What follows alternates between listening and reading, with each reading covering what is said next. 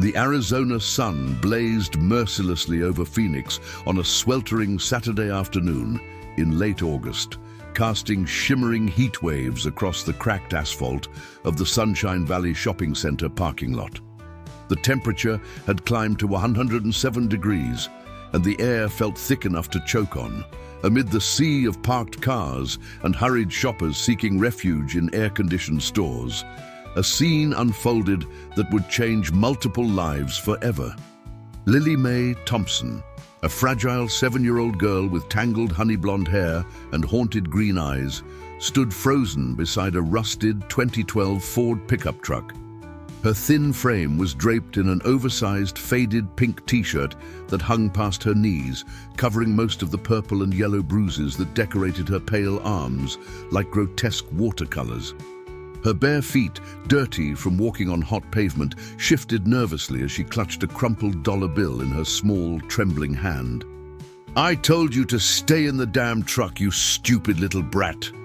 Derek Foster's voice exploded across the parking lot, his face flushed crimson with rage that had nothing to do with the oppressive heat.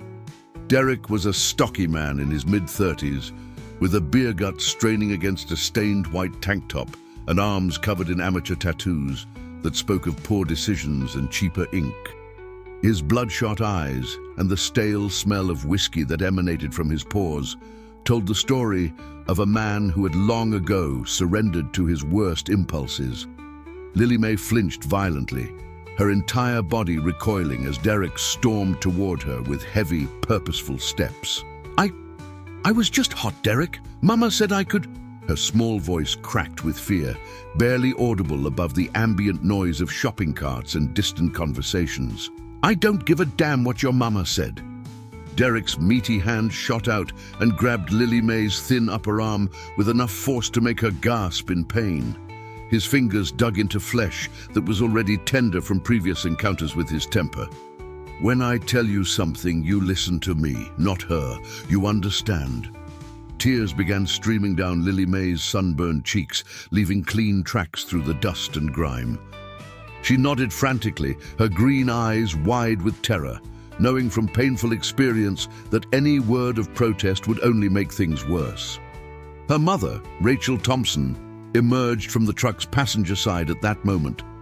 A thin, exhausted-looking woman in her late 20s with the same honey blonde hair as her daughter, though hers was pulled back in a messy ponytail that emphasized the dark circles under her eyes. "Derek, please, she didn't mean anything by it." Rachel's voice was soft, almost pleading, as she approached with her hands raised in a placating gesture that spoke of years of walking on eggshells. "The truck was like an oven. I told her she could stand outside while we unloaded." Derek released Lily Mae's arm with a shove that sent the small girl stumbling backward into the truck's hot metal panel. She bit her lip to keep from crying out, having learned that showing pain only fueled Derek's cruelty. "Don't you start making excuses for this worthless kid," Derek snarled at Rachel, his finger jabbing toward her face in a threatening manner that made her instinctively step back. "She needs to learn discipline, but you're too soft on her. That's why she's so damn useless." What none of them noticed in that moment was the rumble of approaching motorcycles, a deep, throaty sound that spoke of powerful engines and freedom on two wheels. 3 Harley-Davidson motorcycles pulled into the parking lot, their chrome gleaming in the brutal sunlight. The lead rider was Marcus Hawk Reynolds, a 43-year-old former Marine Corps sergeant who had seen combat in Iraq and Afghanistan before retiring to civilian life 6 years ago. Hawk was an imposing figure, 6 feet 2 inches of solid muscle with a salt and pepper beard, deeply tanned skin marked with scars that told stories he rarely shared, and dark eyes that seemed to see straight through to a person's soul. His arms were covered in tattoos that mixed Marine Corps insignia with personal tributes to fallen brothers, and the Phoenix Guardian Motorcycle Club patch that dominated his leather vest. Behind him rode 2 of his closest friends, James Diesel Patterson, a barrel-chested African-American man in his 50s who owned a successful auto repair shop, and Christina Red Martinez, a fierce 40-year-old former EMT with fiery red hair and a protective streak a mile wide. As the three bikers dismounted their motorcycles, Hawk's attention was immediately drawn to the scene unfolding near the pickup truck.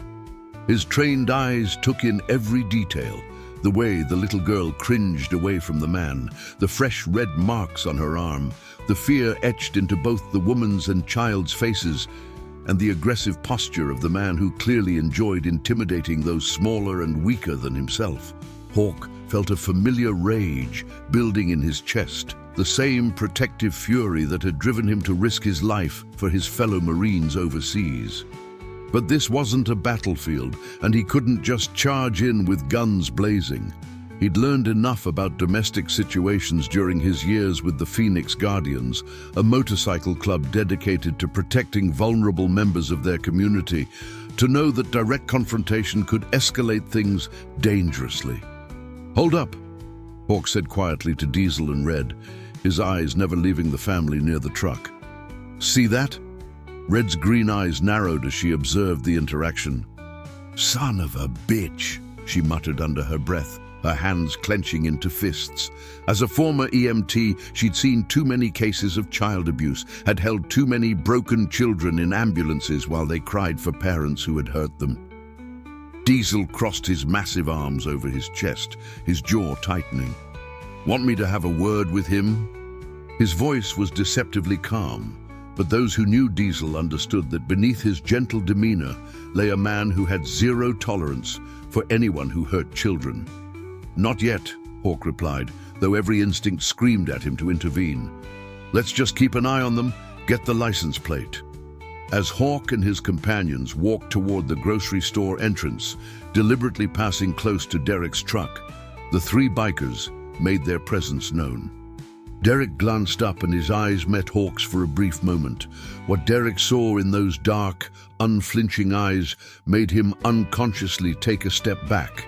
It was the gaze of a man who had seen death up close and personal, who had made hard decisions in difficult circumstances, and who feared very little in this world. For just an instant, Lily May looked up, and her frightened green eyes connected with Hawk's. In that split second of connection, Hawk saw something that struck him to his core, a desperate, silent plea for help from a child who had learned that speaking up only brought more pain. It reminded him so viscerally of his own childhood, of standing in a similar parking lot 35 years ago while his own stepfather raged at him, of feeling utterly alone and helpless in a world that seemed designed to hurt small, vulnerable things. Hawk gave Lily May the smallest nod, so subtle that Derek and Rachel didn't notice, but the little girl saw it. It was a promise, though she couldn't have known it then. A wordless vow that she wasn't as alone as she felt. "Come on, let's get this over with," Derek growled at Rachel and Lily May, apparently unsettled by the biker's scrutiny. He grabbed 2 grocery bags from the truck bed with more force than necessary, avoiding another glance in the biker's direction. As Derek herded his family toward their truck's cab, Hawk memorized every detail: the Arizona license plate number, the truck's make and model, Derek's distinctive tattoos, and most importantly, the resignation in Rachel's slumped shoulders and the way Lily May moved like a beaten animal, always watching Derek from the corner of her eye to anticipate his next mood. Inside the grocery store, Hawk pulled out his phone and immediately began making notes. Red stood beside him, her expression troubled. "That little girl is being hurt, Hawk. We both know it." "I know," Hawk replied grimly, his fingers flying over his phone's keyboard as he recorded the license plate, time, date, and description of what they'd witnessed. "And we're going to do something about it." Diesel joined them in the produce section, his usually jovial face serious. "Got a clear picture of the plate and the guy's face on my phone. Wasn't too obvious about it." Hawk nodded his approval. "Good. When we get back to the clubhouse, I'm calling my contact at Child Protective Services. Linda Martinez has helped us before with cases like this." "You think they'll investigate based on what we saw?" Red asked, though her tone suggested she already knew the unfortunate answer. Hawk's jaw clenched. Maybe, maybe not. CPS is overwhelmed and underfunded, but that's not all we're going to do. Red and Diesel exchanged knowing glances. They'd been riding with Hawk for years and had participated in dozens of the Phoenix Guardians' protective operations. The club had started as just a group of veterans who enjoyed riding motorcycles together, but over the years it had evolved into something more meaningful.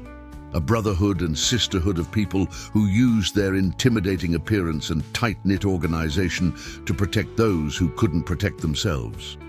"You're thinking of starting a watch?" Diesel asked, already knowing the answer. "I'm thinking of starting a wall," Hawk replied, his voice carrying the steel of absolute determination. "That little girl needs to know that the world isn't just full of Derek Fosters. She needs to know that there are people who will stand between her and the monsters." The three friends quickly completed their shopping, though Hawk's mind was miles away, already formulating a plan. As they loaded their groceries into the saddlebags on their motorcycles, Hawk spotted Derek's truck pulling out of the parking lot. He noted the direction they headed, west on Camelback Road. "Red, you still have access to that reverse license plate lookup database from your EMT days?" Hawk asked as he secured his saddlebag. Red nodded, understanding immediately. "I'll have their address within the hour. And before you ask, yes, I know it's technically against the rules to use it for non-emergency purposes. This is an emergency," Hawk stated flatly. "That little girl is in danger. I saw it in her eyes, and you both saw it too." Diesel placed a supportive hand on Hawk's shoulder. "Nobody's arguing with you, brother. That piece of trash was hurting that child right in front of us.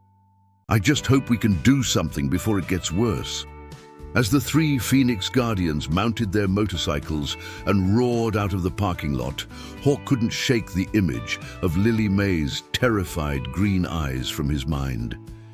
He'd seen that same look on the faces of children in Iraqi villages caught in crossfire, on the faces of kids in homeless shelters during the club's charity events, and most painfully in his own reflection as a child growing up in a home where violence was as common as breakfast. The ride back to the Phoenix Guardians clubhouse, a converted warehouse in the industrial area of South Phoenix, took 20 minutes, but it felt like hours to Hawk. His mind raced with possibilities and plans, weighing risks and outcomes.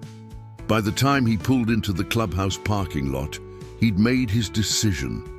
The Phoenix Guardians clubhouse was more than just a place for bikers to drink beer and work on motorcycles. It was a community center of sorts, with a food pantry that fed homeless veterans, a workshop where club members taught underprivileged kids motorcycle mechanics and welding skills, and a meeting room where support groups for veterans with PTSD gathered weekly. The walls were decorated with American flags, Marine Corps banners, and photographs of club members at various charity events, toys for tots runs, veteran memorial services, and fundraisers for domestic violence shelters. Inside the main hall, about a dozen club members were scattered around, some playing pool, others working on motorcycles in the attached garage bay, a few sitting at the long wooden bar nursing beers and swapping stories. The atmosphere was relaxed, friendly, the kind of camaraderie that only comes from shared experiences and mutual respect. But the moment Hawk walked in with Red and Diesel, the mood shifted. The club members knew that look on Hawk's face. It meant someone needed help, and the Phoenix Guardians were about to mobilize. "Church meeting in 10 minutes, Hawk announced, using the biker term for a mandatory club meeting. "Everyone here needs to attend. Call anyone who's close by." Within 15 minutes, 23 Phoenix Guardians had assembled in the meeting room, a mix of men and women ranging in age from their late 20s to their mid-60s, representing diverse backgrounds, but united by their commitment to protecting the vulnerable. There were veterans from various military branches, former law enforcement officers, teachers, construction workers, and small business owners. What they all shared was a sense of purpose that went beyond just riding motorcycles. Hawk stood at the head of the table, his expression grave. Today, Diesel, Red, and I witnessed something that we can't ignore. A little girl, probably 7 or 8 years old, being physically and verbally abused by her stepfather in broad daylight in a grocery store parking lot. The room fell completely silent. Several club members' faces hardened with anger, while others showed deep sadness. Every person in that room had their own reasons for joining the Phoenix Guardians, and many of those reasons involved childhood trauma or witnessing injustice. Tommy Wrench O'Connor, a lanky motorcycle mechanic in his 30s with Celtic tattoos covering his arms, spoke up first. "Did you call the cops?" "We're going to do better than that," Hawk replied. "Red's getting their home address. I'm going to contact CPS and file a formal report of what we witnessed. But here's the thing, CPS is overworked, underfunded, and unless there's clear and present danger, their response time can be days or even weeks." Maria Mama Bear Rodriguez, a stocky 55-year-old former Army nurse who had served in Desert Storm, leaned forward. "So what are you proposing, Hawk?" "I'm proposing we do what we do best," Hawk said, his voice steady and commanding. "We create a protective presence. We find out where this family lives, where the little girl goes to school, and we make ourselves visible. Not threatening, not aggressive, but undeniably present." "You want to start a Guardian Watch," stated Robert Doc Williams, a retired physician in his 60s who volunteered at free clinics and rode a pristine vintage Harley, like we did for that domestic violence victim in Scottsdale last year. Hawk nodded. "Exactly like that. We couldn't save Melissa from her abuser through the legal system fast enough, but when she had 30 bikers escorting her to and from work every day, showing up at her court hearings, and parked outside her apartment at night, her ex-husband got the message real quick. And he ended up violating his restraining order anyway and got arrested when he tried to approach her while we were there," added Sarah Spike Chen, a petite but fierce 32-year-old tattoo artist who had escaped an abusive relationship herself years ago. Having witnesses with cameras made sure he couldn't hurt her or lie about what happened. Hawk pulled out his phone and displayed the notes he'd taken. "The difference here is that we're dealing with a child, which makes this more complicated legally and more dangerous for the kid. If we spook the stepfather too much, he might take it out on her when we're not around." The room grew somber as the reality of that statement sank in. These weren't naive do-gooders. They were experienced people who understood that domestic abusers were most dangerous when they felt cornered or challenged. Vincent Preacher Jackson, a 50-year-old former minister who had left the church after becoming disillusioned with institutional religion but maintained his faith and counseling skills, spoke thoughtfully. "We need to be smart about this, strategic. The goal isn't to punish the stepfather, that's for the legal system. Our goal is to protect the child and create an environment where the mother feels safe enough to seek help." "Exactly," Hawk agreed. "We're not vigilantes. We're concerned citizens, exercising our right to be in public spaces and document potential crimes. Everything we do has to be legal, documented, and coordinated." Red's phone buzzed, and she glanced at the screen. "I've got the address. They live at 3847 Desert Rose Lane in Maryvale." Several club members grimaced. Maryvale was one of Phoenix's most economically challenged neighborhoods, with high crime rates, poverty, and limited resources. It was exactly the kind of area where cries for help often went unheard, and where families slipped through the cracks of an overburdened social services system.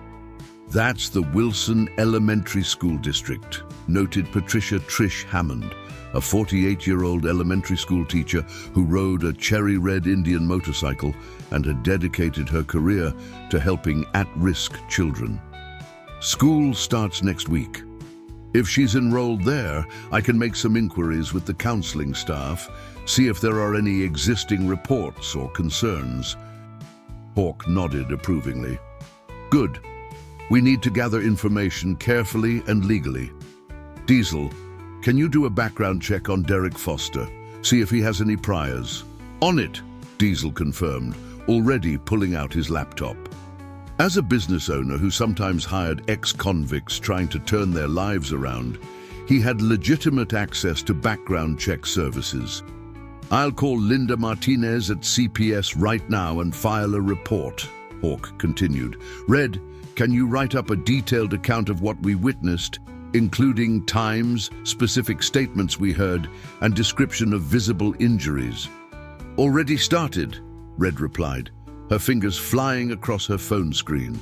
Hawk looked around the room at the assembled Phoenix Guardians. I'm not ordering anyone to participate in this. It could take weeks or even months. It might require some of you to rearrange work schedules, take time away from your families, and put yourselves in potentially uncomfortable situations. So I'm asking for volunteers. Every single hand in the room went up without hesitation. Hawk felt a surge of pride and gratitude for these people who had become more than just riding companions. They were his chosen family, his tribe, his purpose. All right then, here's how we're going to do this. For the next 2 hours, the Phoenix Guardians planned their operation with military precision. They divided into teams based on availability and skills. Some would conduct surveillance to document the family's routine, school drop-off times, grocery shopping patterns, Derek's work schedule. Others would research the legal boundaries of their presence to ensure they never crossed into harassment or stalking. A few would coordinate with local domestic violence organizations and legal aid societies to prepare resources for when Rachel decided she was ready to leave. Hawk assigned Doc Williams to discreetly reach out to medical professionals who might have treated Lily May for injuries, though they all knew patient confidentiality would limit what could be shared. He asked Mama Bear to connect with school nurses and counselors through her veteran network. Preacher was tasked with researching family law attorneys who might take Rachel's case pro bono when the time came. As the meeting concluded and club members began their assigned tasks, Hawk stepped outside into the cooling evening air. The sun was setting over the Phoenix skyline, painting the sky in shades of orange, pink, and purple that seemed almost too beautiful for the ugliness he'd witnessed that day. His phone buzzed with a text from Linda Martinez at CPS. Got your report. We'll open case file and send investigator within 72 hours. Thanks for the detailed information. Please document any future incidents you witness. 72 hours. 3 days before someone official would even knock on that door. 3 days during which Derek Foster would have unfettered access to that terrified little girl. It wasn't good enough, but it was the reality of a broken system doing its best with insufficient resources. Hawk made a decision in that moment. The official channels would do their work, and the Phoenix Guardians would fully cooperate with legal authorities. But they would also create their own protective barrier around Lily Mae Thompson, starting tomorrow. He sent out a group text to all the Phoenix Guardians. First patrol begins tomorrow at 7 a.m. We're going to let a little girl know that the world has good people in it too. Within minutes, his phone lit up with responses. Diesel, I'll be there. Red, wouldn't miss it. Mama Bear, bringing coffee for everyone. Wrench, ready to ride. As Hawk looked up at the emerging stars in the darkening sky, he thought about Lily Mae Thompson and wondered if she was looking at those same stars from whatever room she called home. He hoped she was safe tonight. He hoped she knew somehow that help was coming. Tomorrow, everything would change. Tomorrow, a little girl who thought she was alone in the world would discover that she had an army of protectors she never knew existed. Tomorrow, the Phoenix Guardians would begin building a wall of leather, chrome, and unwavering determination around one of society's most vulnerable members. But tonight, in a small, rundown house on Desert Rose Lane in Maryvale, Lily Mae Thompson lay in her bed with fresh bruises forming on her arm. unaware that her life was about to intersect with 23 strangers who refused to look away from suffering. Sometimes salvation comes from the most unexpected places. Sometimes angels wear leather jackets and ride Harleys. And sometimes, when the system moves too slowly and the darkness seems overwhelming, ordinary people decide to be extraordinary. The war for Lily Mae Thompson's safety and dignity had begun, though she wouldn't know it until morning. The Sunday morning sun was just beginning to peek over the Superstition Mountains when Hawk's boots hit the pavement outside his modest apartment in Tempe. The temperature was already climbing toward another scorching day, but the early morning still held a hint of coolness that would disappear within hours. He'd barely slept, his mind replaying the image of Lily Mae's frightened eyes and planning the day's operation with tactical precision that came from years of military training. By 6:30 a.m., 14 Phoenix Guardians had gathered at a gas station 2 blocks from Desert Rose Lane.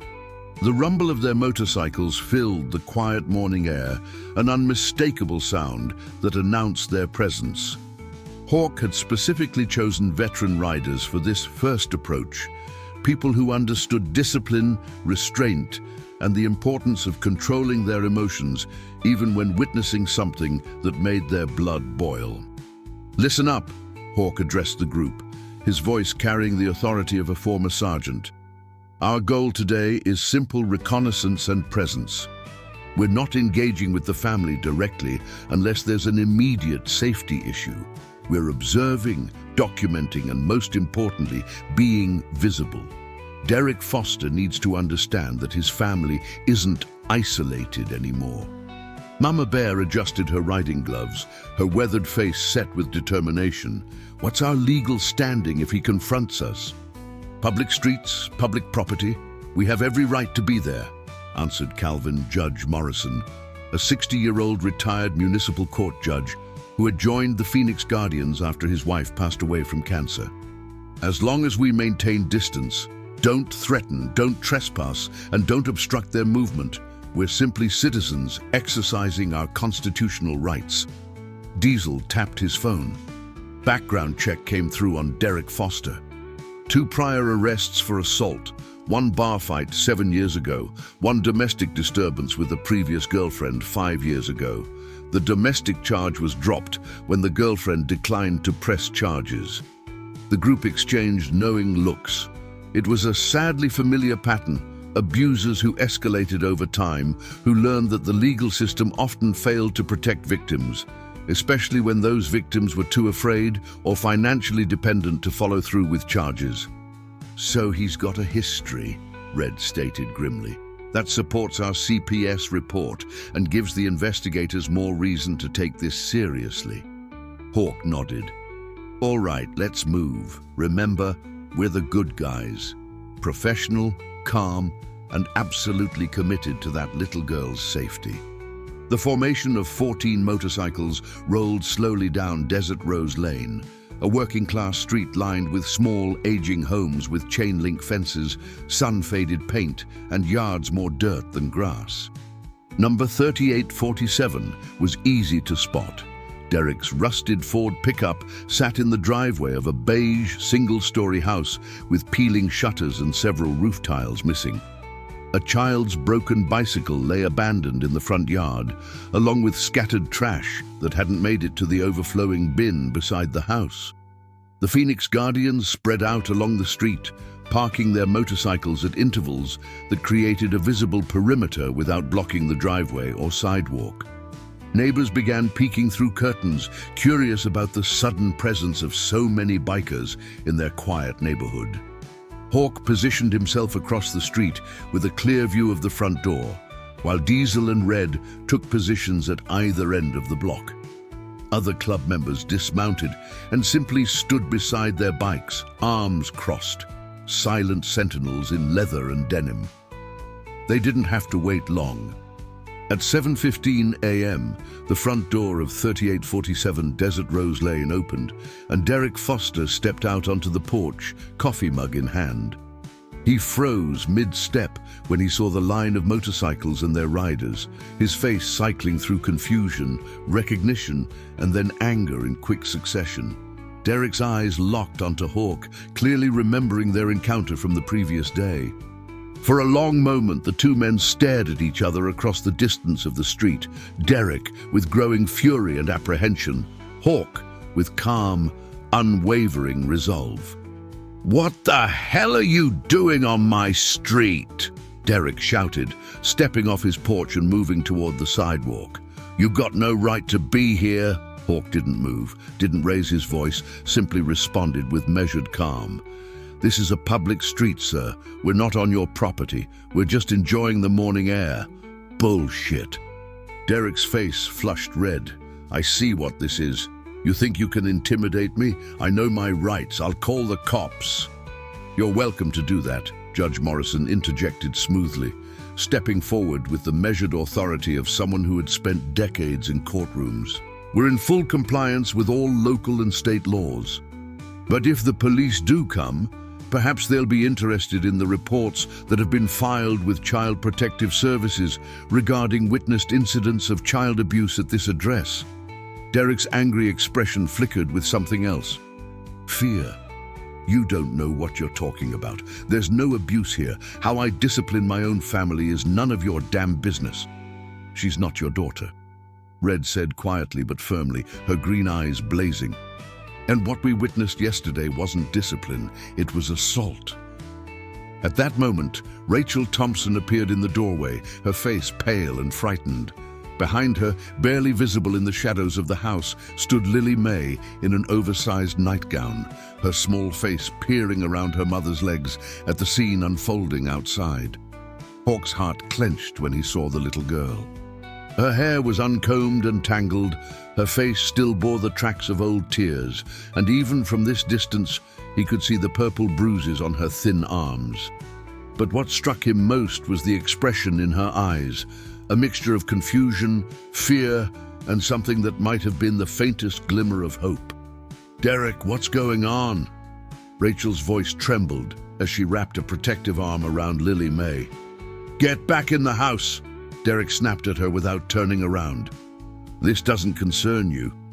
"Actually, it concerns her very much," Hawk stated, taking a single step forward but maintaining his distance. "Mrs. Thompson, my name is Marcus Reynolds. Yesterday, members of our motorcycle club witnessed your husband."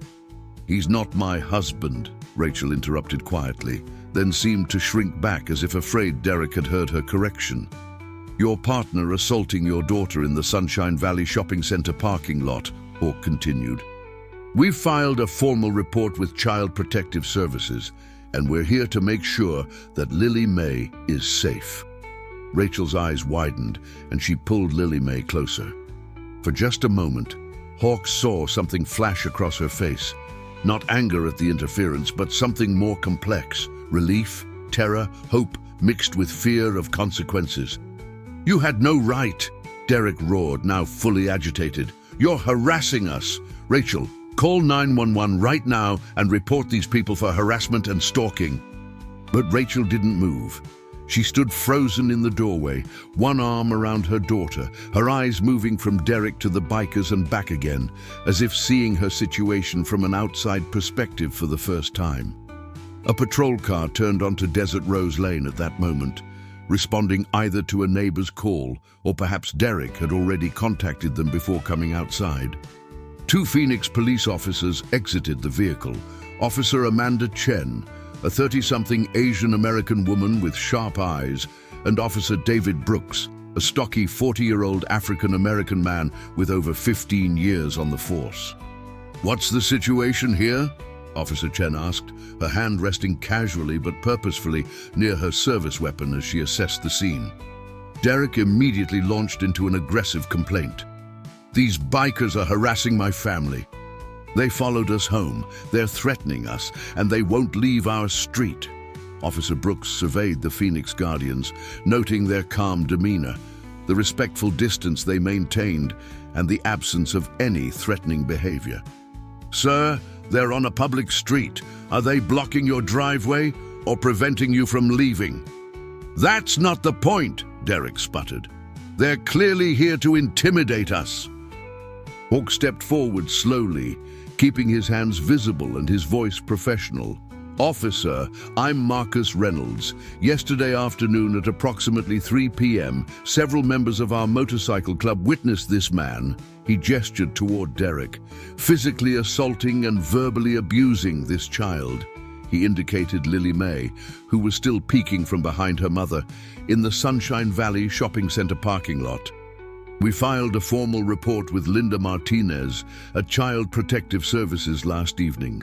We're here as concerned citizens exercising our legal right to be present in public spaces." Officer Chen's expression shifted subtly, her professional detachment giving way to focused attention. "You witnessed child abuse?" "We did," Red confirmed, stepping forward with her phone. "I have detailed notes including time, date, location, description of injuries observed, and specific verbal statements made by Mr. Foster during the incident. We also have photographs of his vehicle and license plate taken at the scene." Officer Brooks moved closer to the porch where Rachel and Lily May stood. His experienced eyes immediately noted the bruises on the child's arms, the fear in both the mother's and daughter's faces, and the defensive posture Rachel had adopted. "Mom, are you and your daughter all right?" Rachel opened her mouth, but Derek cut her off. "Of course they're fine. These bikers are making up stories to—" "Sir, I asked the lady, not you," Officer Brooks stated firmly. "Mom, I need to hear from you. Are you and your daughter safe?" The question hung in the air like a lifeline thrown to a drowning person. Rachel's eyes filled with tears, and she looked down at Lily May, who stared up at her mother with those huge, frightened green eyes. In that moment, with 14 bikers standing as silent witnesses, with 2 police officers waiting for her answer, with Derek's back turned to her as he argued with Officer Chen, Rachel Thompson faced a choice that had been building for months. Rachel's voice was barely audible. "I don't know." Those 3 words were perhaps the bravest thing she'd ever said. Not a definitive yes that would be a lie, not a confrontational no that might trigger immediate violence, but an honest admission of uncertainty that opened the door for help. Officer Brooks nodded with understanding. "Ma'am, I'd like to speak with you and your daughter privately, if that's all right. Maybe inside or in our patrol car." Derek spun around. "She's not talking to anyone without me present. You can't just—" "Actually, sir, we can," Officer Chen interrupted, her tone now carrying the weight of authority. "When there's a report of child abuse, we're required to interview all parties separately. You can step over here with me while Officer Brooks speaks with your family." The tension on the street ratcheted up several notches. Derek looked like he might refuse, might escalate, might do something stupid that would result in his immediate arrest. But then his eyes swept across the 14 Phoenix Guardians standing in formation, each one a witness to his every move, several with phones clearly recording the interaction. Diesel held up his phone deliberately, making sure Derek saw the red recording light. "Everything's being documented, officers," he stated calmly, "for everyone's protection." Derek's hands clenched into fists at his sides, but he managed to control himself. "Fine," he bit out. "But this is harassment, and I'm filing complaints against all of you." While Officer Chen guided Derek away from the house, Officer Brooks approached Rachel and Lily May with gentle professionalism. "Why don't we sit in the patrol car where it's air-conditioned? I just want to make sure everything's okay." Rachel glanced at Derek, who was now 20 feet away arguing with Officer Chen about his rights, then looked at the bikers and finally down at her daughter. Lily May looked up at her mother with an expression that broke Rachel's heart. It was trust mixed with plea, a child asking without words for her mother to finally protect her. "Okay," Rachel whispered, taking Lily May's hand and walking with Officer Brooks toward the patrol car. Hawk watched this unfold with carefully controlled emotions. This was the critical moment. Would Rachel open up to the officer? Would Lily May speak about what she'd endured? Or would fear and the twisted loyalty that often bound abuse victims to their abusers keep them silent? For 15 minutes, Officer Brooks sat in the patrol car with Rachel and Lily May, while Officer Chen kept Derek occupied with questions about his version of yesterday's events. The Phoenix Guardians maintained their positions, silent and watchful, a human barrier between Derek and the patrol car, where his victims were finally being heard. Neighbors had begun emerging from their homes now, curious about the commotion. An elderly Hispanic woman from next door approached Mama Bear tentatively. "Are you here about that little girl?" she asked quietly in Spanish-accented English. "Yes, ma'am," Mama Bear replied gently. "Have you witnessed problems here?" The neighbor hesitated, then nodded. "Yelling, always yelling. That man, he's mean. I hear the little one crying late at night sometimes. I thought about calling someone, but..." She trailed off with a guilty expression. "It's not too late," Mama Bear assured her. "If the police ask you questions, please tell them what you've witnessed. It could help that child." The woman nodded, clutching her worn cardigan closer despite the heat. "I will. That baby shouldn't suffer because I was afraid." Across the street, Officer Brooks emerged from the patrol car and walked directly to Officer Chen, speaking quietly but urgently. Both officers then approached Derek with decidedly less friendly demeanors. "Mr. Foster, based on our interviews and the visible injuries on the minor child, we're going to need you to come down to the station to answer some questions," Officer Chen stated formally. "What? No!" Derek's voice rose to a shout. "I haven't done anything wrong. You can't arrest me." "We're not arresting you at this time," Officer Brooks clarified. "But we are detaining you for questioning regarding suspected child abuse. You can come voluntarily, or we can make this official." Derek's eyes darted around wildly, looking for escape or support, and finding neither. "Rachel!"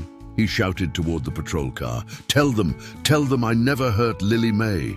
But Rachel didn't respond. She sat in the back of the patrol car with her arm around her daughter, staring straight ahead.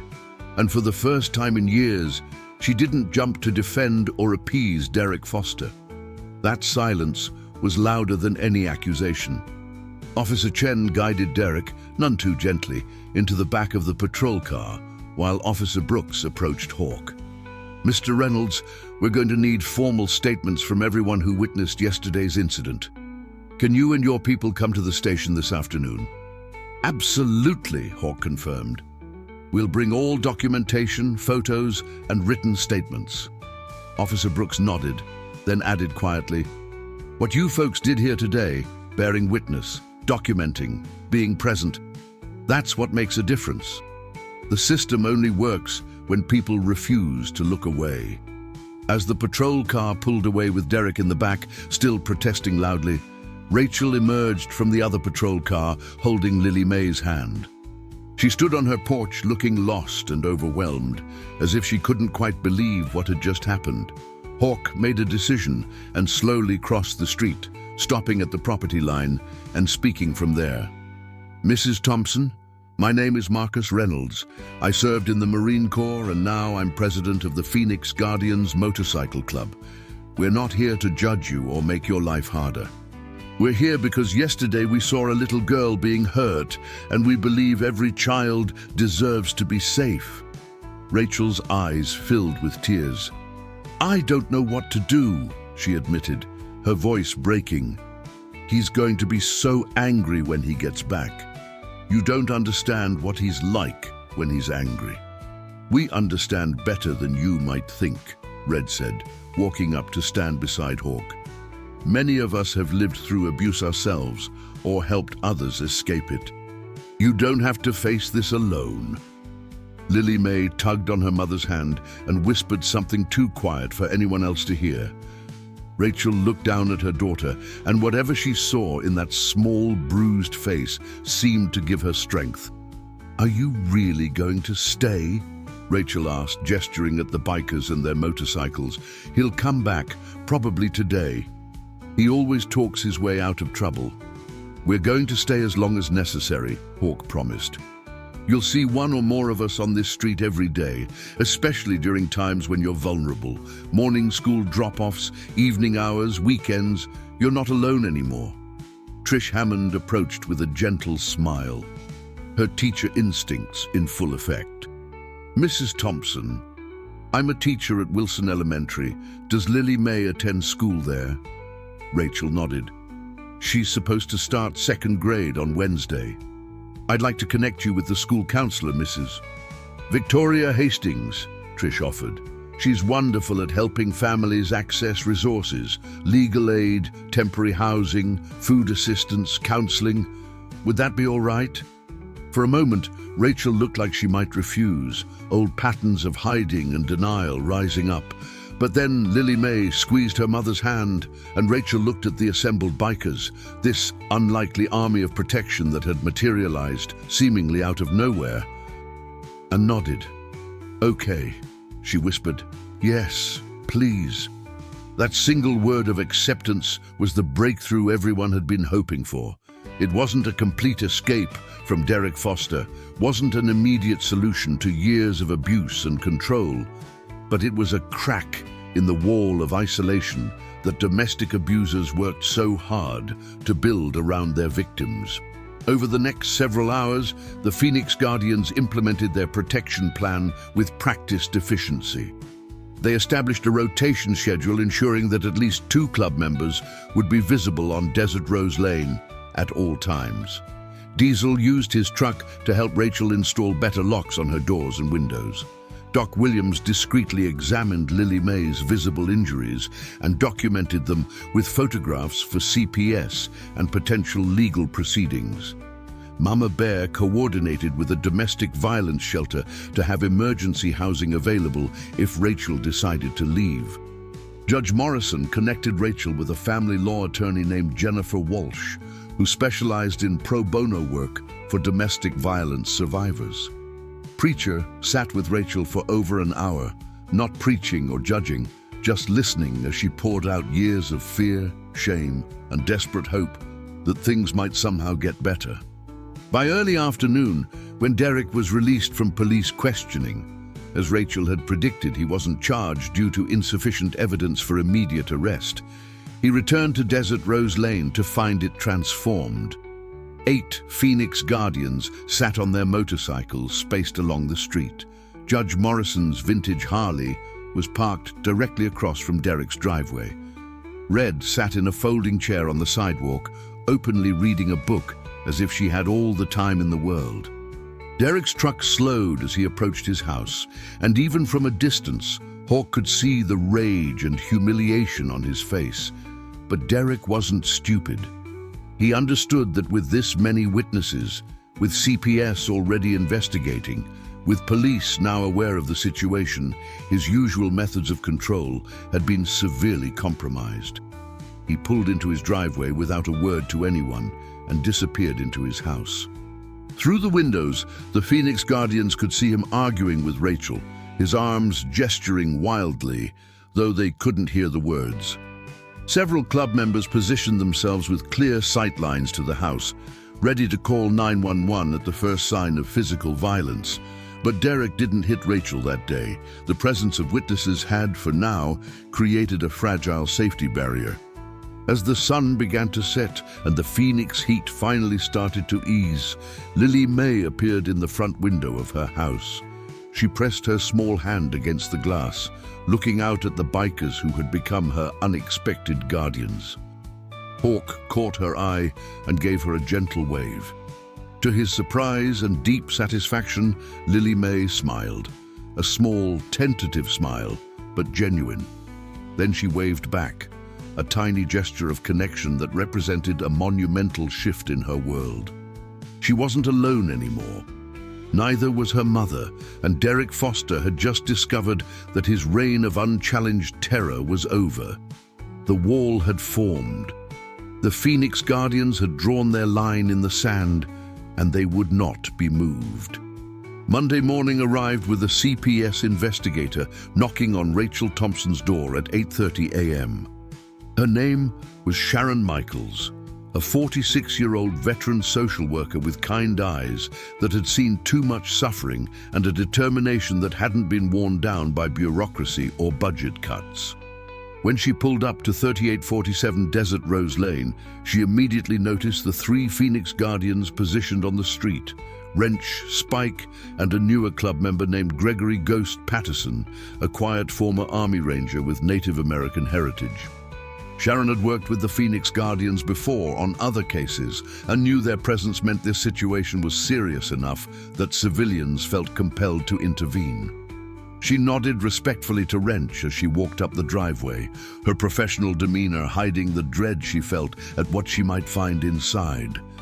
Derek answered the door with a forced smile that didn't reach his eyes. "Can I help you?" "Mr.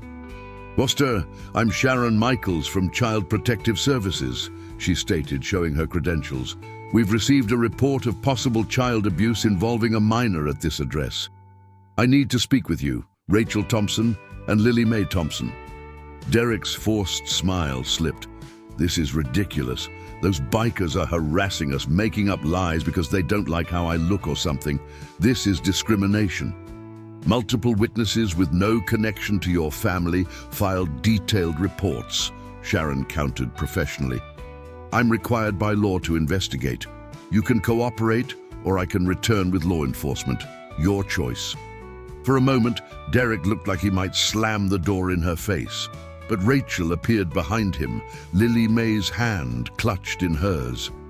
"It's okay, Derek," Rachel said quietly, her voice steadier than it had been in years. "Let her in. We have nothing to hide."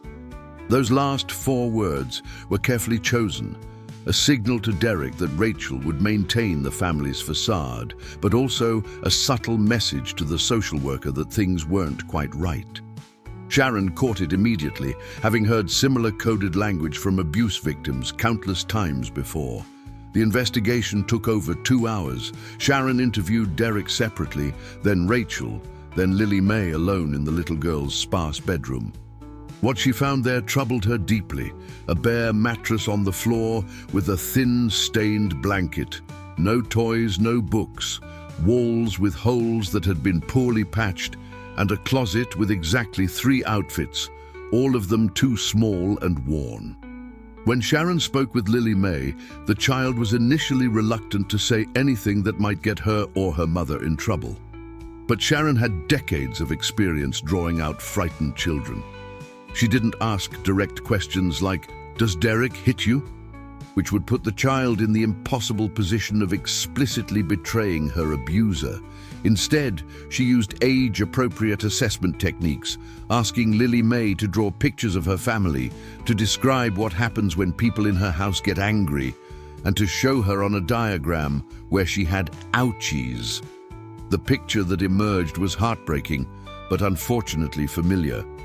Derek regularly struck Lily Mae for minor infractions: spilling drinks, talking too loud, asking for things, being in the wrong place at the wrong time.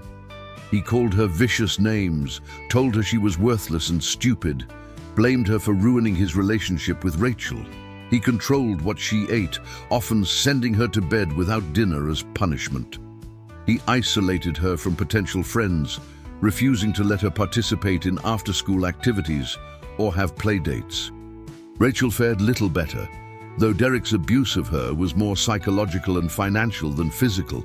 He controlled all their money, monitored Rachel's phone and computer use, criticized her constantly, threatened to hurt Lily Mae if Rachel didn't comply with his demands, and occasionally shoved or grabbed her, though he'd learned not to leave marks. When Sharon completed her interviews and examination of the home environment, she made her determination. "Mr. Foster, Mrs. Thompson, based on my investigation, I'm founding this case for physical abuse and emotional maltreatment. Lily Mae will remain in the home for now, but this case will remain open and I'll be conducting unannounced visits. I'm also mandating that both of you attend parenting classes, and Derek, you specifically will be required to complete an anger management program." Derek exploded. "This is bullshit. I've done nothing wrong. You people just want to destroy families." Sharon remained calm, having weathered countless such outbursts. Mr. Foster, Lily May has multiple bruises in various stages of healing, consistent with repeated physical abuse. She's underweight for her age and height. Her living conditions are inadequate. These are facts, not opinions. You can either cooperate with the service plan I'm developing, or I can petition for emergency removal, and you can fight this in family court. Your choice. That threat, the possibility of Lily May being taken away, was the one thing that penetrated Derek's rage. Not because he loved the child, but because losing her would mean losing his primary tool for controlling Rachel. Fine, he ground out through clenched teeth. We'll do whatever you want. It's not about what I want, Sharon corrected. It's about what Lily May needs. Safety, stability, and nurturing care. I'll be back on Friday with a detailed service plan.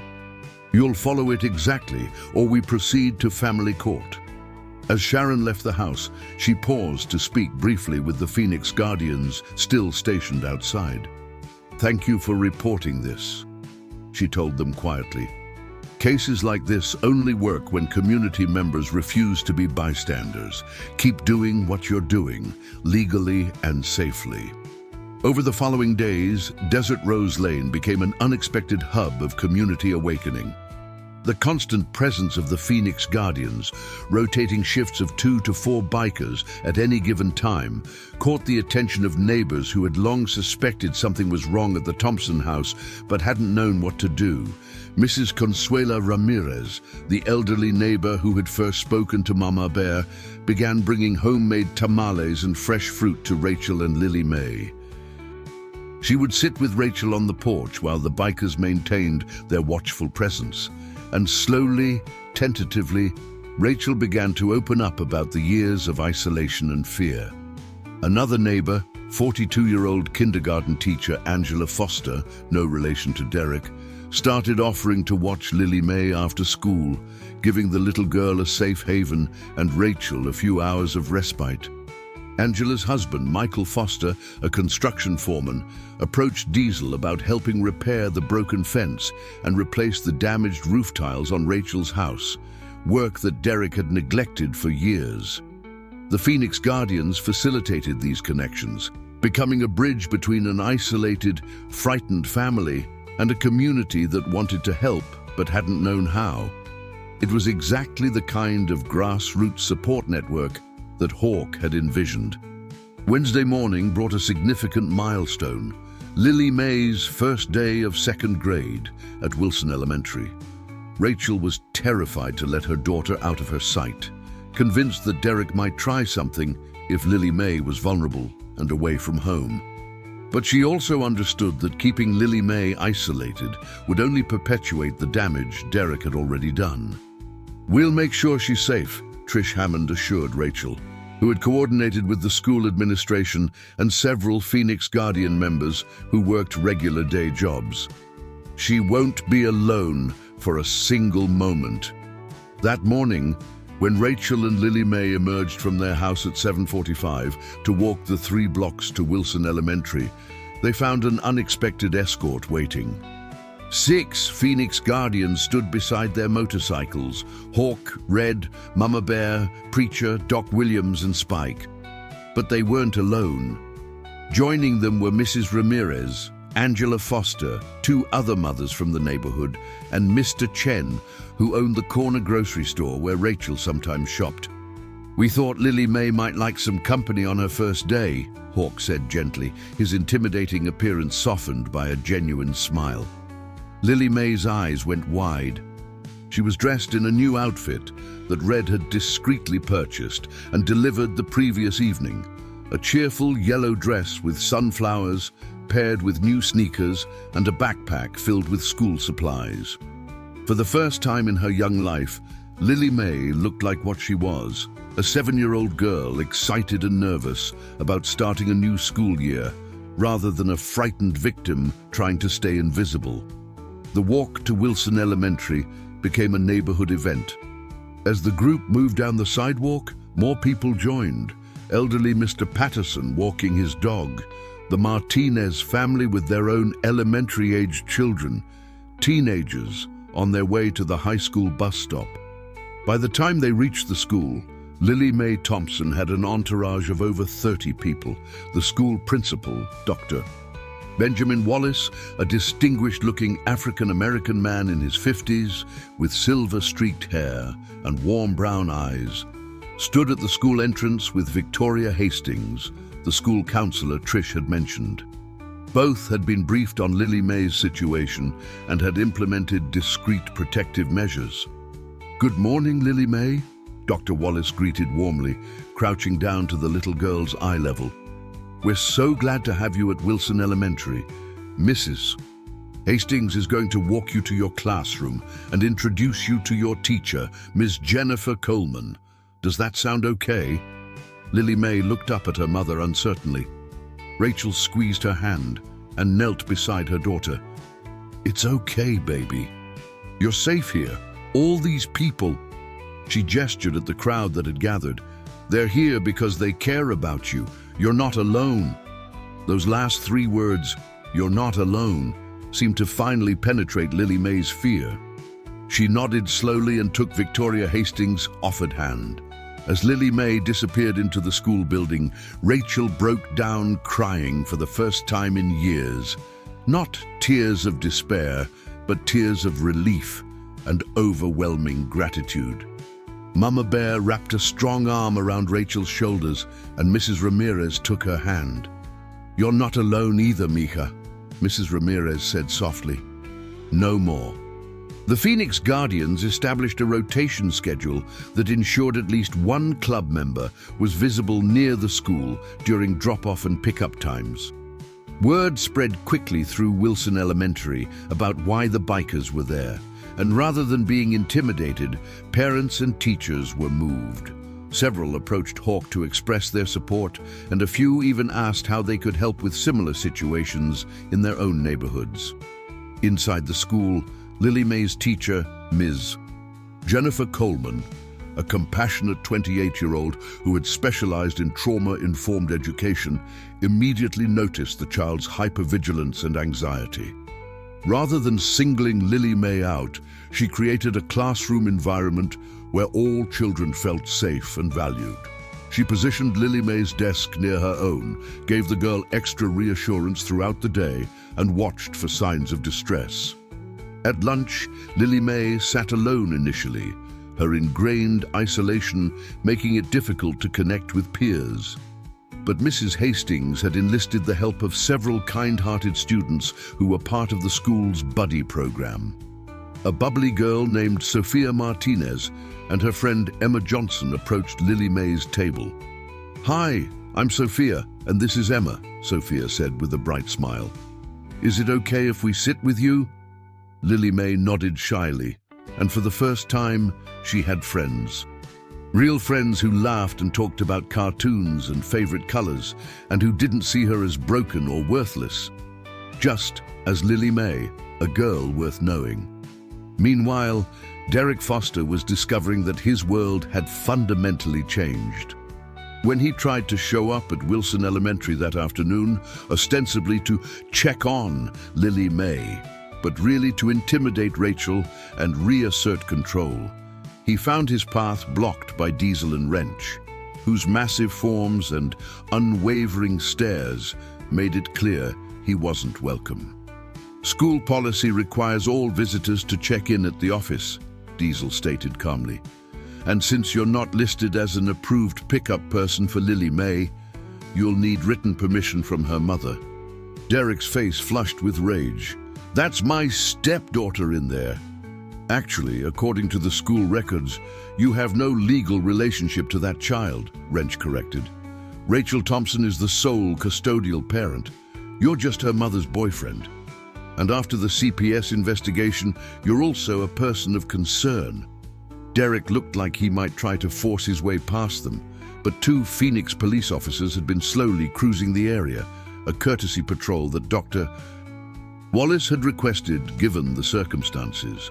Officer Chen, who had been part of the initial response on Sunday, pulled up in her patrol car. "Problem here, gentlemen?" she asked, though her eyes were fixed on Derek. Derek backed down, muttering threats and curses as he stormed back to his truck. But the message had been sent and received. Lily Mae Thompson was under protection. Every move Derek made was being watched, documented, and countered. That evening, when Rachel and Lily Mae walked home from school, surrounded by their growing circle of support, they returned to find something unexpected. Michael Foster and a crew of volunteers from the neighborhood had spent the day repairing the house. New roof tiles installed, fence mended, holes in the walls patched and painted, and the front yard cleaned up. Mrs.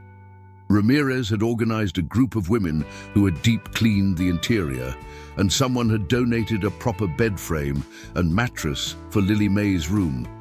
Rachel stood in her doorway, stunned into silence. This house, which had felt like a prison for so long, suddenly felt like it might become a home.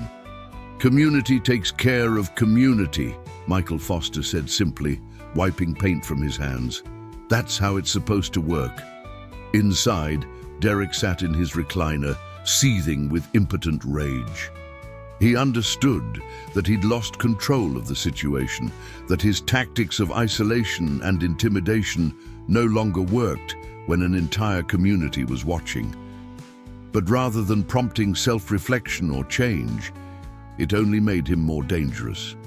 Late that night, after Rachel had fallen asleep exhausted from emotional upheaval, Derek sat in the dark living room formulating a plan. He couldn't physically hurt Lily Mae or Rachel anymore. Too many witnesses, too much scrutiny. But there were other ways to hurt people, other ways to reassert control. He would be patient. He would comply with the CPS requirements, attend the mandated classes, play the role of the reformed abuser. And when everyone's guard was down, when the bikers eventually got bored and moved on to the next cause, when CPS closed the case, then he would show Rachel and that brat exactly who was in charge. What Derek didn't understand was that the Phoenix Guardians weren't a temporary intervention. They were a permanent commitment, and the community that had awakened to protect Lily Mae Thompson wasn't going back to sleep. The next few weeks established a new normal. Lily Mae thrived at school, her natural intelligence and curiosity finally given room to flourish. She made friends with Sophia and Emma, participated in class eagerly, and slowly began to smile more readily. Ms. Coleman documented remarkable progress in her daily notes to Mrs. Hastings, observing how safety and stability were allowing this traumatized child to finally just be a child.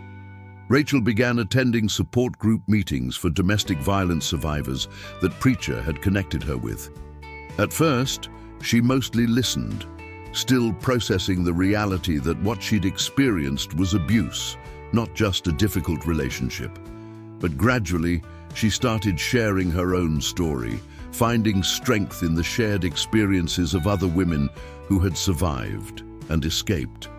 Jennifer Walsh, the family law attorney Judge Morrison had connected Rachel with, began building a case for full custody and a permanent restraining order against Derek. The documentation provided by the Phoenix Guardians, CPS reports, school observations, medical records from Doc Williams, and testimony from neighbors created an overwhelming picture of abuse and danger. Derek attended his mandated anger management classes, but his participation was performative rather than genuine. The facilitator, an experienced therapist named Dr. Robert Kane, recognized Derek as a classic narcissistic abuser who blamed everyone else for his problems and showed no genuine remorse or desire to change. Dr. Kane documented his concerns in reports to CPS, adding to the mounting evidence that Derek Foster posed an ongoing threat. The Phoenix Guardians maintained their protective presence with unwavering dedication. What had started as Hawk's personal mission had become a club-wide commitment that gave every member a renewed sense of purpose. Veteran members who had struggled with PTSD and feelings of uselessness after military service found healing in protecting Lily Mae. Survivors of childhood abuse among the club members found catharsis in ensuring that one child, at least, would be saved from the suffering they had endured. The story of the little girl protected by bikers spread throughout Phoenix. Local news outlets approached the Phoenix Guardians for interviews, but Hawk politely declined, insisting that Lily May's privacy and safety were more important than publicity. Still, word of mouth created a ripple effect. Other abuse victims reached out to the club for help. Community organizations requested partnerships. And most significantly, more people began paying attention to the vulnerable children and families in their own neighborhoods. One Friday afternoon in late September, 6 weeks after that fateful encounter in the grocery store parking lot, Sharon Michaels returned to Desert Rose Lane for another unannounced visit. What she found was transformative. A clean, well-maintained home, a healthy-looking and smiling Lily May doing homework at the kitchen table, Rachel looking less exhausted and more confident, and a community support network that was actively involved in the family's well-being. Sharon's interview with Lily May that day revealed significant progress. The child spoke more freely, smiled and laughed appropriately for her age, showed excitement about school and her friends, and most tellingly, didn't flinch or show fear when discussing her daily life. The transformation was remarkable, though Sharon knew the underlying trauma would require years of therapy to fully address. When Sharon interviewed Rachel separately, she heard a different woman than the one she'd met 6 weeks ago. "I've filed for custody and a restraining order," Rachel shared, her voice steady with determination. "I know it's going to be hard, and Derek will fight it. But I finally understand that Lily May deserves better. We both do." "How are you managing financially?" Sharon asked, knowing that economic dependence was often the biggest barrier to leaving abusive relationships. "The Phoenix Guardians connected me with job training programs," Rachel explained. "I start a medical billing certification course next month. It's all online, so I can study while Lily May's at school. And Mrs. Ramirez has offered to babysit if I need to work in the evenings." Sharon smiled, making notes in her file. "I'm going to recommend that we continue monitoring this case, but move it to a lower supervision level. You're doing everything right, Rachel. Keep it up." As Sharon left the Thompson house that day, she paused to speak with Hawk and Red, who were stationed across the street. "You've created something remarkable here," she told them. "In 20 years of social work, I've rarely seen a community mobilized like this. You're saving lives." Hawk shook his head humbly. "We're just doing what anyone should do, refusing to look away from suffering." "If only everyone had that attitude," Sharon replied, "the system would work a lot better." But even as progress unfolded and Lily May's world expanded with possibility and safety, Derek Foster remained a shadow over their lives. He hadn't left the house voluntarily, despite the attorney's suggestion that he find alternative housing. Legally, Rachel couldn't force him out without a formal eviction or restraining order, processes that took time. So Derek stayed, a silent, brooding presence who followed the letter of CPS requirements while radiating resentment and barely contained rage. He no longer overtly abused Lily May or Rachel, but his emotional manipulation and intimidation continued in subtle ways that were harder to document and prove. The final confrontation, when it came, would test everyone's commitment and resolve. But for now, in these weeks of October, as the brutal Arizona heat finally began to ease, Lily May Thompson experienced something she'd never known before: childhood. She played at recess with Sophia and Emma. She raised her hand in class to answer questions. She drew pictures of families and homes that showed happiness instead of fear. She waved to the bikers who had become her guardians, no longer frightened but grateful. And every night, when Rachel tucked her into her new proper bed with clean sheets and a warm blanket, Lily May whispered the same thing. "We're safe now, right, Mama?" "We're safe, baby," Rachel would promise, though she kept one eye always on the door, knowing that Derek was just down the hall, waiting. The community had awakened. The wall of protection had been built, but the war wasn't over yet. Late October brought cooler temperatures to Phoenix and an escalating sense of tension on Desert Rose Lane. Derek Foster had been complying with CPS requirements for nearly 2 months, attending anger management classes and parenting workshops with barely concealed contempt. His strategy was transparent to everyone except perhaps himself. He believed that by going through the motions, eventually the scrutiny would ease and he could return to his former patterns of control. But on a Thursday afternoon, everything changed. Rachel had received notice that her custody hearing was scheduled for November 15th, just 3 weeks away. Her attorney, Jennifer Walsh, had built an overwhelming case documenting Derek's abuse, Lily May's trauma and subsequent recovery, and the ongoing threat Derek posed to both mother and daughter.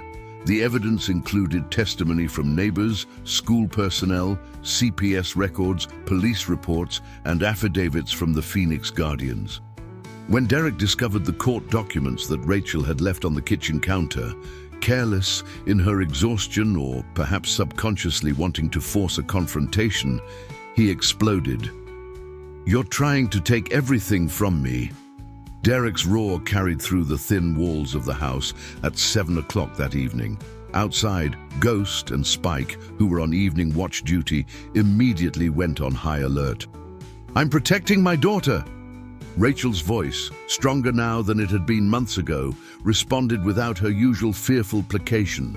The sound of something crashing, glass breaking, furniture overturning, sent Ghost sprinting toward the house while Spike called 911 and alerted other Phoenix Guardians.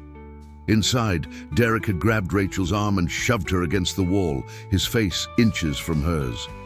"You think these bikers will protect you forever? You think the courts will side with you? I'll destroy you in court. I'll tell them you're unfit, that you're crazy, that you're the abusive one." Lily May had been in her room doing homework when the yelling started. Now she stood in her doorway, tears streaming down her face, frozen with terror at the familiar sound of Derek's rage. Ghost reached the front door and pounded on it with authority. "Phoenix PD, open this door now." The lie, claiming to be police, was technically illegal, but Ghost didn't care. His priority was stopping whatever violence was happening inside that house. Derek released Rachel and flung open the door, his face still flushed with rage. "You're not cops. Get off my property before I—" "Before you what?" Ghost stood his ground, his 6'4" frame filling the doorway. Behind him, Spike positioned herself with a clear view inside the house, her phone recording everything. "Before you assault someone else? Add another domestic violence charge to your record?" The sound of approaching sirens, actual police this time, responding to Spike's 911 call, made Derek hesitate. He stepped back from the doorway, his hands raised in mock surrender. "I didn't touch anyone. We were just having a discussion. A discussion that involved breaking things and shoving your girlfriend against a wall," Ghost stated flatly. "We heard everything." Rachel appeared behind Derek, her arm already showing red marks where he'd grabbed her. Lily May clung to her mother's leg, sobbing. 2 patrol cars pulled up, Officers Chen and Brooks among the responding officers. They'd become familiar faces on Desert Rose Lane over the past months and immediately assessed the situation with experienced eyes. "Mrs. Thompson, are you injured?" Officer Brooks asked, already documenting the marks on Rachel's arm with his body camera. Rachel hesitated, that old instinct to protect Derek and avoid consequences warring with her newfound strength. She looked down at Lily May, at her terrified daughter who had just witnessed her mother being assaulted, and made her choice. "Yes," Rachel said clearly. "Derek grabbed me and shoved me against the wall. Lily May witnessed it, and I want to press charges." Those last 5 words changed everything. Derek's expression shifted from anger to panic. "Rachel, don't do this. You're overreacting. I barely touched you." "Mr. Foster, "You're under arrest for domestic violence assault," Officer Chen stated, already reaching for her handcuffs. "You have the right to remain silent." As Officer Chen read Derek his Miranda rights and handcuffed him, neighbors emerged from their homes. Mrs. Ramirez hurried over to comfort Rachel and Lily May. More Phoenix Guardians arrived: Hawk, Red, Diesel, Mama Bear, their motorcycles filling the street with thunderous purpose. Derek was placed in the back of a patrol car, still protesting his innocence and threatening lawsuits. As the vehicle pulled away, Rachel collapsed onto her porch steps, shaking with a mixture of relief, fear, and exhaustion. Hawk approached carefully, respecting her space. "Rachel, you did the right thing. The hardest thing, but the right thing." "He's going to come back," Rachel whispered, her voice hollow. "They'll release him in a few hours, and he'll come back, and he'll be even angrier." "No, he won't." Jennifer Walsh's voice came from behind them. The attorney had arrived within minutes of hearing about the incident from her police scanner, a tool she kept specifically for situations like this. "Rachel, with this assault charge and your upcoming custody hearing, I can get an emergency restraining order tonight. By the time Derek is released, he'll be legally prohibited from coming within 500 feet of you or Lily May.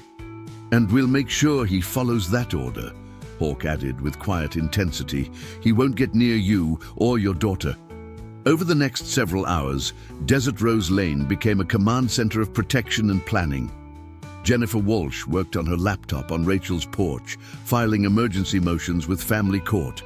Doc Williams examined Rachel's injuries and Lily May's emotional state, documenting everything for legal purposes. Mama Bear and Mrs. Ramirez packed essential belongings for Rachel and Lily May: clothes, medications, important documents, Lily May's schoolwork, and favorite toys. "What are we doing?" Rachel asked, watching the organized activity with confusion. "You're not staying here tonight," Red explained gently. "We've arranged for you and Lily May to stay at a safe house, a women's shelter that specializes in domestic violence cases. It's secure, comfortable, and Derek will never know the location." "But my job applications, Lily May's school, everything is here," Rachel protested weakly. "Lily May can still attend Wilson Elementary," Trish assured her, joining the conversation. "We'll arrange transportation, and all your job training can be done online from anywhere. Your safety is the priority right now." By 11 o'clock that night, Rachel and Lily May were settled into the Phoenix Hope Center, a well-run domestic violence shelter with around-the-clock security and support services. The facility was deliberately unmarked and nondescript from the outside, just another commercial building in an industrial area. But inside, it provided safe, dignified housing for up to 20 families escaping abusive situations. Lily May was given a small room, decorated with cheerful colors and donated toys. After the trauma of the evening, she clung to her mother, afraid to let Rachel out of her sight. A counselor on staff, Dr. Maria Santos, sat with them for an hour, using gentle therapeutic techniques to help Lily May process what she'd witnessed. "You're very brave, Lily May," Dr. Santos told the exhausted child. "And you know what? You and your mama are safe here. Nobody can hurt you in this place." "The bikers will protect us," Lily May stated with surprising confidence for a 7-year-old. Hawk promised. Dr. Santos smiled. "That's right. You have a lot of people who care about you." While Rachel and Lily May were being settled at the shelter, Derek Foster was being released from jail on his own recognizance with conditions: an emergency protective order prohibiting contact with Rachel or Lily May, requirement to wear a GPS ankle monitor, and a court date set for the following week. When Derek arrived back at Desert Rose Lane at 1 a.m., he found a very different scene than the one he'd left. The house was dark and empty. Rachel and Lily May were gone. But the street was anything but deserted. 12 Phoenix Guardians sat on their motorcycles in a formation that made it clear Derek wasn't welcome. Portable lights illuminated the scene like a stage. Judge Morrison stood at the property line holding official court documents. "Mr. Foster, I'm here to serve you with an emergency protective order," Judge Morrison stated formally. "You are prohibited from entering this residence, from contacting Rachel Thompson or Lily Mae Thompson through any means, and from coming within 500 feet of either of them. Violation of this order will result in immediate arrest and felony charges." Derek's face cycled through shock, rage, and calculation. "This is my house. They can't kick me out of my own house." "Actually, the lease is in Rachel Thompson's name." Jennifer Walsh stepped forward, appearing from behind one of the motorcycles where she'd been waiting. "Derek Foster, you are hereby formally evicted from this property. You have 24 hours to remove your personal belongings under supervised conditions, after which anything remaining will be placed in storage at your expense." "This is insane!" Derek shouted, his voice carrying through the quiet neighborhood. "You can't do this to me!" "I'll fight this. You'll follow the court order, or you'll go back to jail," Officer Chen interrupted, emerging from her patrol car that had been parked around the corner. "Your choice, Mr. Foster. Those are your only two options." Faced with the united front of legal authority, armed law enforcement, and a dozen intimidating bikers, Derek finally understood that he'd lost. For now, at least. "I want to get my things," he said through gritted teeth. "Tomorrow, between noon and 2 p.m., supervised by police and witnesses," Jennifer Walsh specified. "Tonight, you need to find alternative accommodation. I suggest a motel." Derek glared at the assembled group with pure hatred, his eyes promising future retribution.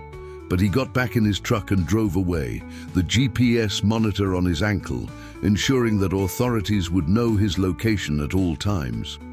The Phoenix Guardians maintained their vigil through the night, ensuring Derek didn't return. As dawn broke over Desert Rose Lane on Friday morning, Hawk stood on Rachel's newly repaired porch and allowed himself a moment of satisfaction. They'd done it.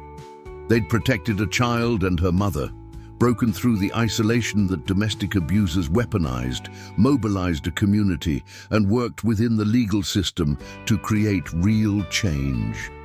But Hawk knew this victory was fragile. Derek Foster wasn't the type to accept defeat gracefully. He would fight the custody case, test the restraining order, look for weaknesses in their protective wall.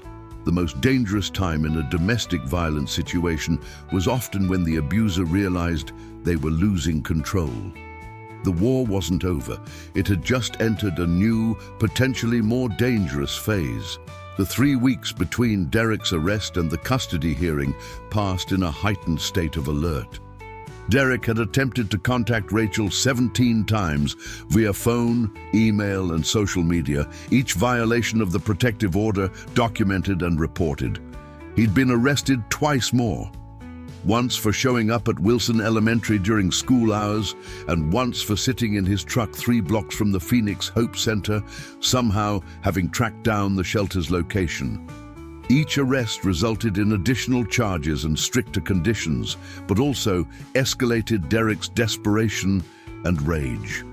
His social media posts, carefully monitored by both the Phoenix Guardians and law enforcement, revealed a man spiraling into paranoid fantasies about conspiracies against him.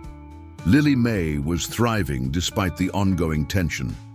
The shelter environment, with other children who had experienced similar trauma, normalized her situation in a healing way. She continued attending Wilson Elementary with Phoenix Guardian escorts, her grades improving dramatically and her social circle expanding. Ms. Coleman reported that Lily Mae was a completely different child, engaged, joyful, and finally able to learn without constant anxiety. Rachel had completed her first month of medical billing training and was already receiving job offers from Phoenix area medical practices. The Phoenix Guardians had connected her with a financial literacy program that helped her establish her own bank account, build credit, and plan for long-term independence. She attended therapy twice a week and support groups regularly, slowly unraveling years of psychological manipulation and rediscovering her own strength and identity. November 15th arrived with unusually cool weather for Phoenix. A crisp 62 degrees under clear blue skies. The custody hearing was scheduled for 10 a.m. at the Maricopa County Family Court. What happened that morning would become legendary in Phoenix's domestic violence advocacy community. Rachel and Lily Mae arrived at the courthouse at 9:30 with Jennifer Walsh. They expected to see the usual court staff, attorneys, and families dealing with their own custody disputes. What they found instead took their breath away. Over 200 Phoenix Guardians and their supporters filled the courthouse plaza. Motorcycles lined every available parking space, their chrome gleaming in the morning sun. Bikers in leather vests stood in respectful formation, many holding signs with messages like "Protect Children," "End Domestic Violence," and "Lily Mae's Army." But it wasn't just the Phoenix Guardians. Mrs. Ramirez was there with half the Desert Rose Lane neighborhood. Dr. Wallace and Ms. Coleman represented Wilson Elementary, along with a dozen teachers and staff members. Dr. Santos and counselors from the Phoenix Hope Center stood among the crowd. Angela and Michael Foster brought their construction crew. Even Sharon Michaels from CPS had come on her day off, holding a sign that read, "Systems work when communities care." Hawk stood at the front of the assembly, and when he saw Rachel and Lily Mae emerge from their car, he raised his hand in signal. As one, every person in that plaza raised their right hand in a silent salute, not military, but something more profound. A gesture of solidarity, witness, and unwavering support. Rachel burst into tears. Lily Mae stared in wonder at the sea of people who had come to stand for her. "All these people are here for you," Jennifer Walsh told them, her own voice thick with emotion. "This is what community looks like. This is what changes systems." Inside the courthouse, Derek Foster sat with his attorney, a harried public defender named Thomas Wright, who had been assigned to the case. When Derek saw the massive crowd through the courthouse windows, his face went pale. "What the hell is that?" he demanded.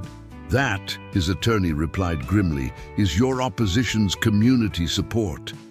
And it's going to be very difficult to convince a judge that you're a fit guardian when 200 people showed up to testify against you." The hearing itself took nearly 4 hours. The courtroom was packed to capacity, with overflow supporters filling the hallway outside.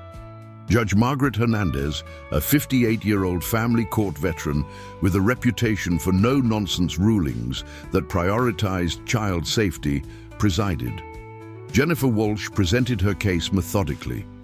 Medical documentation of Lily Mae's injuries, testimony from CPS, school records showing Lily Mae's dramatic improvement since separating from Derek, police reports detailing Derek's pattern of violence and protective order violations, and character testimony from dozens of community members.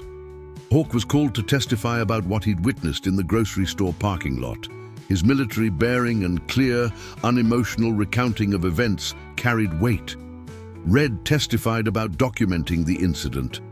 Doc Williams provided medical expert testimony about the pattern of injuries consistent with ongoing abuse. Rachel testified for over an hour, finally speaking publicly about years of abuse she'd hidden from the world. Her voice shook, but she didn't cry. She'd done enough crying. Now was the time for truth. "I failed my daughter for years because I was too afraid and too broken to protect her," Rachel stated, looking directly at Judge Hernandez. "But these people," she gestured to the packed courtroom, "showed me that abuse thrives in isolation and silence. They gave me the courage to break that silence. I'm asking this court to ensure that Derek Foster never has access to my child again." Most powerfully, Dr. Santos testified about Lily Mae's trauma symptoms and the therapeutic work required for the child to heal. This child exhibited symptoms of complex PTSD, hypervigilance, dissociation, severe anxiety, and developmental delays in social and emotional functioning. After 2 months of safety and appropriate care, she's made remarkable progress, but reintroducing her abuser into her life would be catastrophically harmful. Derek's defense was weak. His attorney tried to argue that Derek had been complying with court orders and completing anger management classes, but the documented protective order violations, the arrests, and the absence of any credible character witnesses undermined every argument. Derek himself made things worse when he took the stand. His inability to take responsibility, his blaming of Rachel and even Lily May for provoking him, and his barely controlled anger, even in the courtroom, convinced Judge Hernandez of what she'd likely already determined from the evidence. At 2:30 p.m., Judge Hernandez delivered her ruling. "I've presided over family court for 23 years, and I've seen too many cases where children slip through the cracks of an overburdened system," she began. "This case is remarkable not because of the abuse alleged. Sadly, such abuse is far too common, but because of the community response." She looked at the packed courtroom, at the Phoenix Guardians sitting in respectful silence, at the neighbors and teachers and advocates who had given up their day to support one child. "What I've witnessed here today is what should happen in every abuse case but rarely does. A community that refused to be bystanders, that documented what they saw, that provided support and resources, and that worked within the legal system to protect a vulnerable child." Judge Hernandez continued, "This is how we save children." She turned to face Derek directly. "Mr. Foster, the evidence presented today demonstrates a clear and convincing pattern of physical abuse, emotional abuse, and domestic violence. Your behavior throughout these proceedings, including multiple violations of protective orders, shows you are a continuing threat." Judge Hernandez's gavel struck with finality. "I hereby grant full legal and physical custody of Lily Mae Thompson to her mother, Rachel Thompson. Derek Foster is permanently prohibited from contact with the minor child. A permanent restraining order is issued.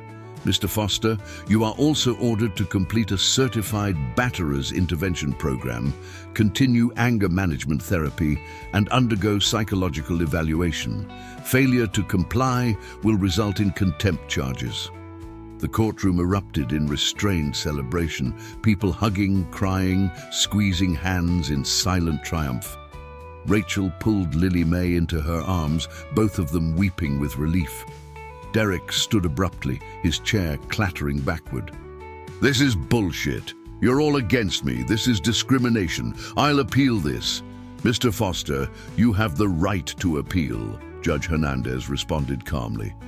"But I'm also recommending to the district attorney that additional charges be filed against you for harassment and stalking based on the protective order violations. Bailiff, please escort Mr. Foster from my courtroom." As Derek was led away, still protesting, the Phoenix Guardians and their supporters filed out of the courthouse. Outside, the scene that had greeted Rachel that morning was still intact. 200 people who had waited through 4 hours of testimony to witness the outcome. When Rachel emerged, holding Lily Mae's hand, with Jennifer Walsh beside them, the crowd began to applaud. It started slowly, then built into a thunderous ovation that echoed off the courthouse walls. Hawk approached Rachel and knelt down to Lily Mae's level. "You're safe now, kiddo. For real this time." Lily Mae looked at this intimidating man who had become her unlikely champion, and then she did something that broke every hardened biker's heart in that plaza. She threw her small arms around Hawk's neck and hugged him tightly. "Thank you for saving us," she whispered. Hawk, a man who had faced enemy fire without flinching, who had buried brothers in arms without breaking, found himself fighting tears. "You saved yourself, sweetheart. You were brave enough to let people help. That's the hardest part." The celebration moved to the Phoenix Guardians clubhouse, where a massive potluck had been organized. Rachel and Lily Mae were guests of honor, surrounded by the community that had fought for them. Children played in the parking lot, while adults shared food and stories. The atmosphere was joyful but also profound. Everyone present understood they'd witnessed something important. Dr. Wallace approached Hawk as the evening wound down. "Mr. Reynolds, I'd like to discuss expanding this model to other schools in the district. What you've created here, this rapid response community protection network, it could save so many children." Hawk nodded thoughtfully. The Phoenix Guardians would be honored to partner with the school district. Every kid deserves what Lily May got, people who refuse to look away. Sharon Michaels joined the conversation. "CPS wants to formalize a partnership as well. Your organization could be trained as mandated reporters and community advocates. We need more eyes and ears looking out for vulnerable children." What had started as one veteran's refusal to ignore a child being hurt in a parking lot had grown into a movement. Over the following months, the Phoenix Guardians established formal programs, child safety training, domestic violence education, community watch networks, and rapid response teams. Other motorcycle clubs across Arizona and eventually across the country reached out to learn their model. Lily Mae Thompson became the inspiration, though her identity was always protected. She continued thriving at Wilson Elementary, making honor roll and joining the school's art club. Rachel completed her medical billing certification and was hired by a large pediatric practice, the irony not lost on her that she now helped families access health care for their children. On a warm December evening, 6 months after that first encounter in the grocery store parking lot, the Phoenix Guardians held a special ceremony at their clubhouse. Rachel and Lily Mae were presented with honorary Phoenix Guardian vests, child-sized for Lily Mae, who wore hers with enormous pride. "These vests mean your family," Hawk explained to Lily Mae as he helped her put it on, "and family protects each other, always." Lily Mae looked up at Hawk with those green eyes that no longer held fear, only gratitude and joy. "When I grow up, I want to be a Phoenix Guardian too, so I can help other kids like you helped me." Around the clubhouse, hardened bikers wiped away tears. Red wasn't even trying to hide her crying. Mama Bear was openly sobbing. "That's the best thing anyone's ever said to me, kiddo," Hawk managed, his voice rough with emotion. As the celebration continued, Hawk stepped outside into the cool desert night. He looked up at the stars, the same stars he'd looked at 6 months ago when he'd made a promise to protect a frightened little girl. They'd kept that promise. They'd built a wall of protection around Lily Mae Thompson that Derek Foster couldn't breach. They'd mobilized a community, worked within the system, and changed lives. But more than that, they'd proven something essential about humanity. In a world that often felt cruel and indifferent, where the vulnerable were so easily overlooked and abused, ordinary people could choose to be extraordinary. They could choose to see suffering and refuse to look away.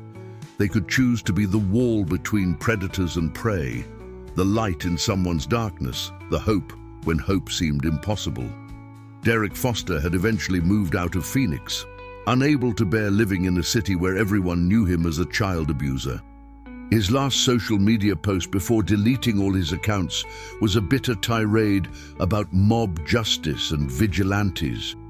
He didn't understand, and probably never would, that what he'd faced wasn't vigilantism. It was community accountability. A year later, Rachel and Lily Mae moved into a small but comfortable apartment on the other side of Phoenix, a fresh start with furniture donated by the Phoenix Guardians and neighbors from Desert Rose Lane. Lily Mae's bedroom was painted purple, her favorite color, and filled with books, art supplies, and toys. Most importantly, it was filled with safety. On the anniversary of that first encounter, Hawk received a card in the mail. Inside was a drawing by Lily Mae, a little girl surrounded by motorcycles with hearts floating above. The message, written in a child's careful handwriting, read, "Thank you for being my army. Love, Lily Mae." Hawke pinned that drawing to the wall in the Phoenix Guardians clubhouse, where it remained as a permanent reminder of why they did what they did. Beneath it, someone had attached a plaque with a quote, "The world is changed by people who refuse to be bystanders." The story of the little girl and her army of bikers spread far beyond Phoenix. It inspired other communities to create similar protective networks. It reminded people that safety isn't just the responsibility of police and social services, it's the responsibility of every person who witnesses suffering and chooses to act. And for Lily Mae Thompson, now a confident, joyful child with dreams of becoming either an artist or a motorcycle rider, or maybe both, it meant something even simpler. It meant she could finally just be a kid. She could laugh without fear, play without anxiety, and sleep through the night without nightmares. She had her mother back, a stronger, healthier Rachel who had rediscovered her own voice and power. She had friends, teachers who believed in her, and a future full of possibility. And she had an army of leather-clad guardians who had proven that families aren't just born, they're chosen. On warm Phoenix evenings, when the Phoenix Guardians gathered at their clubhouse, Lily Mae and Rachel would sometimes stop by. Lily Mae would run to Hawke for a hug, would tell Red about her latest art project, would show Diesel her improving grades, would ask Mama Bear about motorcycle maintenance. And the Phoenix Guardians, veterans and survivors, fighters and healers, ordinary people who had chosen to be extraordinary, would look at this thriving child and know with absolute certainty that everything they'd done, every hour of vigilance, every sacrifice, had been worth it. Because in the end, that's what heroes do. They show up, they stand firm, they refuse to look away, and they prove that even in a world with darkness and cruelty, there are people who will be the light. Lily Mae Thompson had her army, and her army would never, ever abandon her. Did this story touch your heart? Stories like Lily Mae's happen every day, and communities everywhere can choose to be protectors rather than bystanders. If this narrative moved you, please leave a comment sharing your thoughts. Hit the like button. Share this video with others who need to hear this message of hope, and subscribe to our channel for more stories that remind us of humanity's capacity for courage and compassion. Together, we can create a world where every child has an army of protectors.